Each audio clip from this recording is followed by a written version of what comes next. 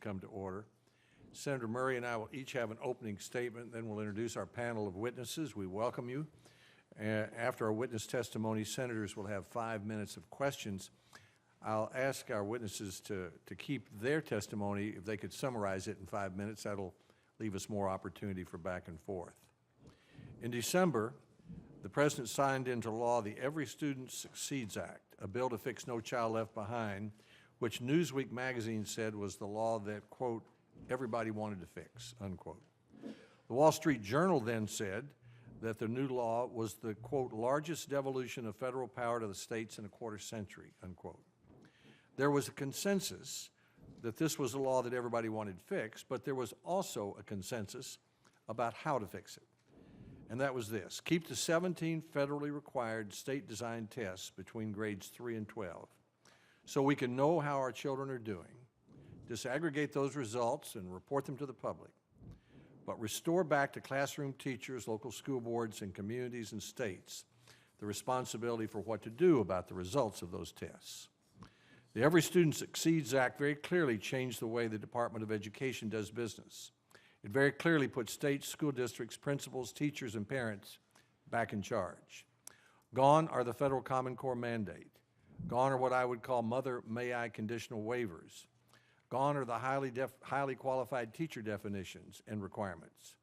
Gone are the federal teacher evaluation mandates, federal school turnaround models, federal test-based accountability, and adequate yearly progress. The Secretary is specifically prohibited from telling states how to set academic standards, how to evaluate state tests, how to identify and fix low-performing schools, teacher evaluation systems, and setting state goals for student achievement and graduation rates. But a law that is not properly implemented is not worth the paper it's printed on. This year, a major priority of this committee will be to make sure that this bill is implemented the way Congress wrote it. This legislation was truly a bipartisan effort. I think it's fair to say that every single member of this committee made some contribution to the final product that was signed by President Obama on December 10th. Senator Murray was especially a leader in this bipartisan result. This is a law that 85 out of 100 United States senators voted in favor of, and 19 out of 22 members of this committee voted for it. It passed the House, and the President signed it, as I said, in a White House ceremony in December. The President called it a Christmas miracle. This is the first of 6 hearings we'll hold this year in this committee to make sure the law is being implemented in the way we wrote it. The House of Representatives will do the same thing. It looks like we'll have some support in doing this. The law was written and passed with the support and input of a host of organizations that do not always work together. That is, governors, chief state school officers, teachers' unions, school superintendents, school boards, principals, PTA. Many of these organizations are represented here today by our witnesses. In front of each of the members of our committee is a letter to the Acting Secretary of Education, John King, who will have his confirmation hearing on Thursday of this week. A letter from a coalition of most of these organizations to Dr. King. The letter says, quote, although our organizations do not always agree, we are unified in our belief that the new law is an historic opportunity to make a world-class 21st century education system. And we're dedicated to working together at the national level to facilitate partnership among our members and states and districts to guarantee the success of the new law. It goes on to say the new law replaces a top-down accountability and testing regime with an inclusive system based on collaborative state and local innovation. For this vision to become a reality, we must work together, the letter says, to closely honor congressional intent. ESSA is clear. Education decision-making now rests with states and districts, and the federal role is to support and inform those decisions.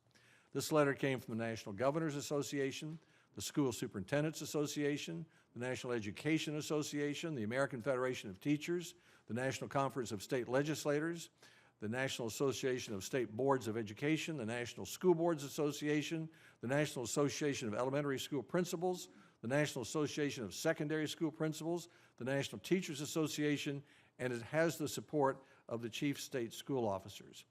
I will ask consent to place that letter in the record following my comments.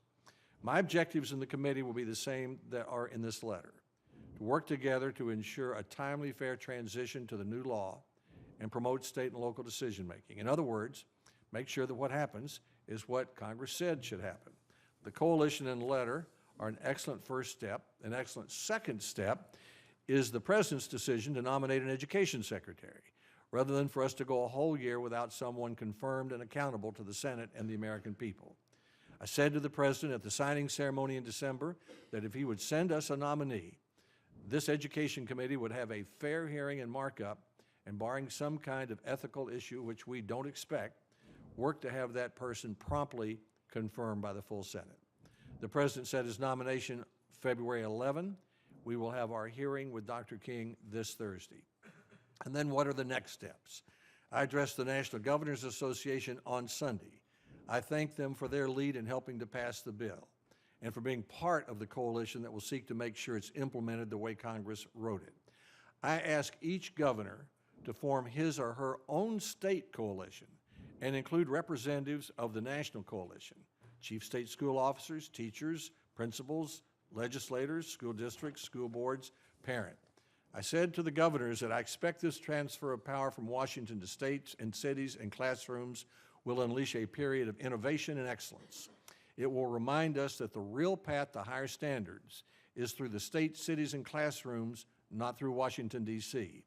My hope is that the coalition will work together to help states develop their new Title I and Title II plans by July 1st, 2017, next year, so that they can be effective in the 2017-2018 school year.